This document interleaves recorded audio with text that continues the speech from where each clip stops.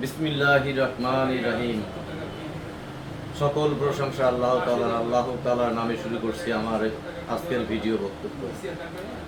আজকের যে ভিডিও বক্তব্যের আমার প্রধান উপপাদ্য হচ্ছে রেকর্ডে নামের ভুল হলে আপনি কি করবেন সে সম্পর্কে আমি আপনাদের সামনে উপস্থাপন করব এই ভিডিওতে।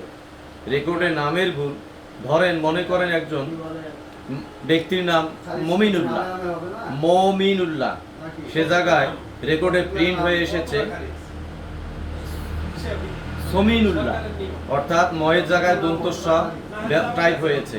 তাহলে আপনি কি করবেন? হ্যাঁ, আপনার করণীয় আছে।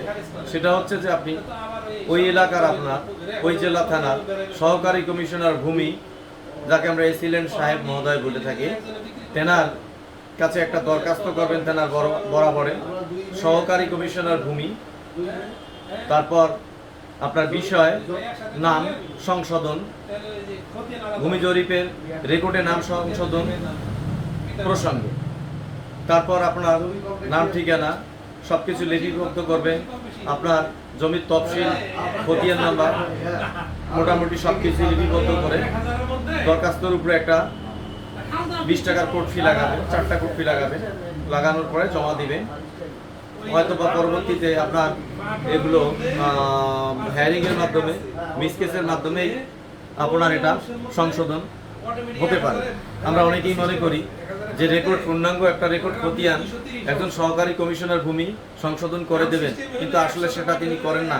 সেটা সম্পূর্ণ একটা আদালতের এখতিয়ার, উচ্চ আদালতের এখতিয়ার, সার্ভে ট্রাইব্যুনাল আদালতের এখতিয়ার। সেখান থেকে যদি সংশোধনীয় আপনার রেকর্ডের আদেশ আসে, আপনি মামলা করার পর দীর্ঘদিন মামলা চালানোর পর একটা আদেশ নিয়ে আসলে সেটা কিন্তু সহকারী কমিশনার ভূমি মিসকেসের মাধ্যমে সংশোধন করে দিতে পারেন।